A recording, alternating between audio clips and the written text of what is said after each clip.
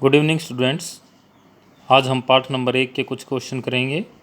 ये बहुत ज़्यादा महत्वपूर्ण और छोटे छोटे क्वेश्चन हैं। क्वेश्चन नंबर 1 है, संयोजन अभिक्रिया किसे कहते हैं। प्यारे बच्चों, संयोजन का मतलब होता है जुड़ना। जब दो या दो से अधिक अभिकारक मिलकर एक उत्पाद बनाते हैं तो उसे हम संयोजन अभिक्रिया कहते हैं। देखिए, ये C और O2 यानी कार्बन और ऑक्सीजन, ये इस तरफ ये अभिकारक होते हैं। इन दोनों अभिकारकों ने मिलकर एक उत्पाद बनाया है कार्बन डाइऑक्साइड।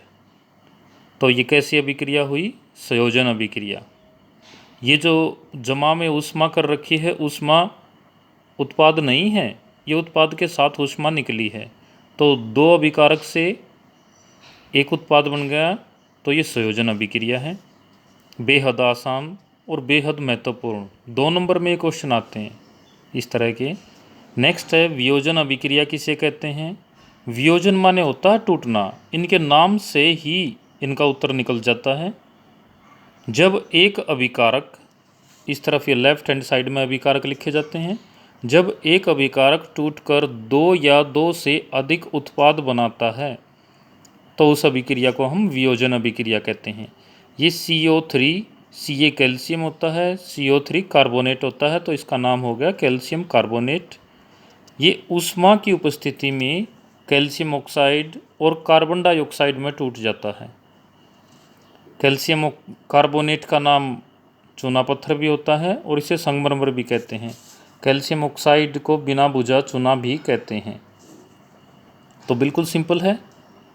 वियोजन माने टूटना, यानी एक चीज़ टूट जाती है दो या दो से अधिक में। एक चौक गिर के टूट जाता है, 2 में भी टूट सकता है, या फिर 2 से अधिक में टूटेगा। 2 से अधिक टुकड़े होंगे, 3 हो गए, 4 हो गए, 5 हो गए। तो बिल्कुल सिंपल वियोजन अभिक्रिया।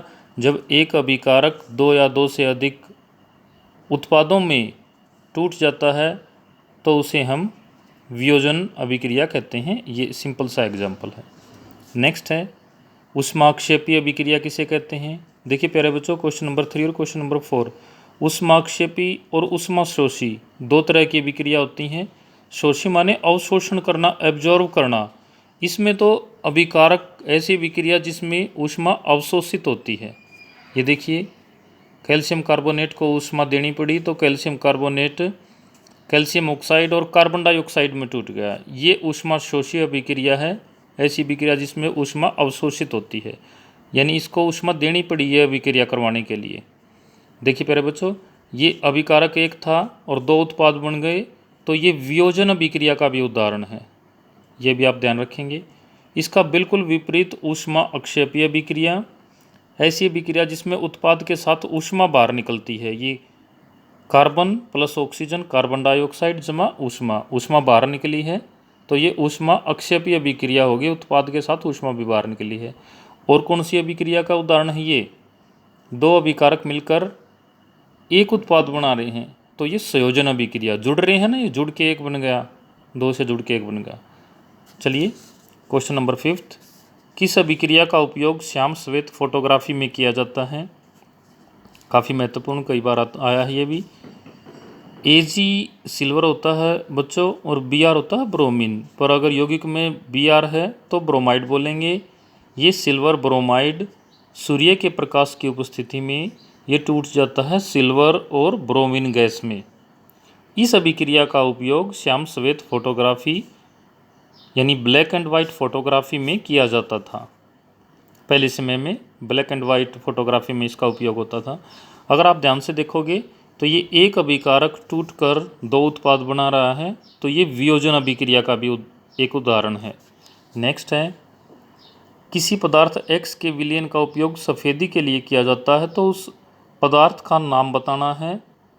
सब उसका नाम हो जाएगा कैल्शियम ऑक्साइड CaO, और उसका सूत्र CaO हो जाएगा, नाम कैल्शियम ऑक्साइड है।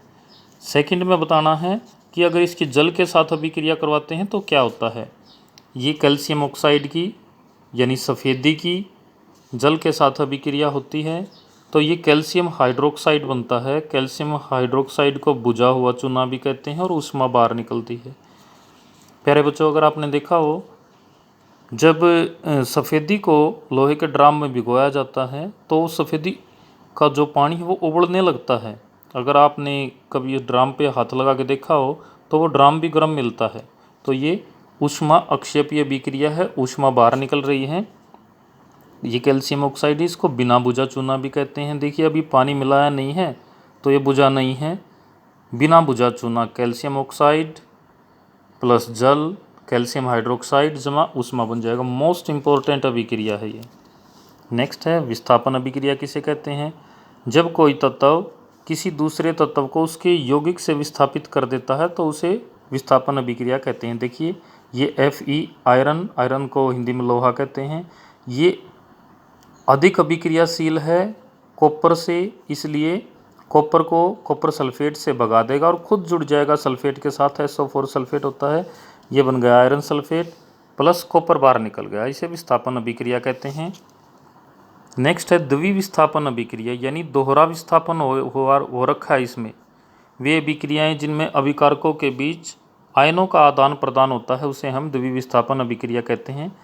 ये सोडियम सल्फेट है प्लस बेरियम क्लोराइड, ये दोनों मिलकर barium sulphate plus sodium chloride बनाएंगे।